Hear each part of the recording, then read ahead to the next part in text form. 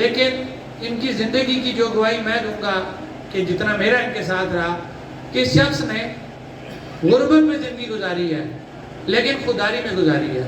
کبھی بھی کسی سے اس نے مانگا نہیں ہے.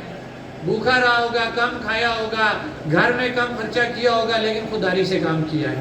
ایسے لوگ بہت کم پیدا ہوتے ہیں. پھر میں ایک اور بات کروں گا کہ آج سے آپ 25-30 سال پہلے چلے جائیں.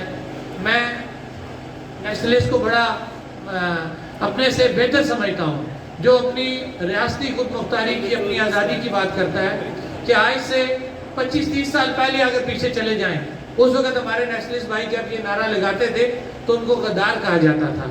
لیکن آپ یہ دیکھیں کہ 25-30 سال انہی لوگوں نے ماریں کھائیں, جیلیں برداشت کی, ان کو برا بھلا کہا گیا. آج ہماری اسمبلیوں میں بیٹھ کے وہی بات جو 25-30 سال پہلے جب یہ لوگ کرتے تھے تو ان کو غدار کا ٹیگ لگایا جاتا تھا. آج الحمدللہ انہی لوگوں کے توسط سے ہماری اسمبلیوں میں بیٹھ کے ہمارے حکمران جو گو کہ وہ بات اپنے منہ سے تو کر رہے ہیں, اندر ان کے کیا وہ رب جانتا ہے, لیکن ان کی یہ قربانیاں, ان کے ساتھ کئی اور لوگ ہیں جن کی قربانیاں, جنہوں نے آزادی کے لیے, خود مختاری کے لیے بات کی کہ آج ہر ایک کو بات کرنے کا ایک سہارا مل گیا. وہ لوگوں کو ایک مضبوط ایک موقف ملا, کیونکہ مضبوط موقف یہی ہے کہ جس وقت تک ہمیں اپنا فیصلہ کرنے کا موقع نہیں دیا جائے گا, یہ آزادی کی بات نہیں ہو سکتی, خود مختاری کی بات نہیں ہو سکتی, کسی بھی اور چیز کی بات نہیں ہو سکتی. اور ریاست میری ہے, اس کا فیصلہ میں نے کرنا ہے. ریاست آپ کی ہے, اس کا فیصلہ آپ نے کرنا ہے.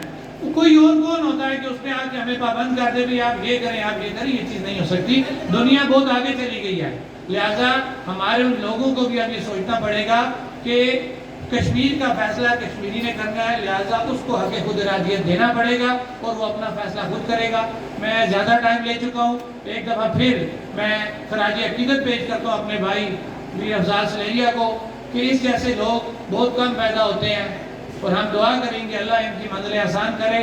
اور جو شمع انہوں نے جلائی ہوئی ہے یا ان کے ساتھ دیگر جو لوگ یہ بات کر رہے ہیں, ہمیں بھی اس پہ بات کرنا پڑے گی. اور کشمیر کا واحد حل وہ یہی ہے کہ آپ کو اپنا فیصلہ خود کرنے دیا جائے. السلام.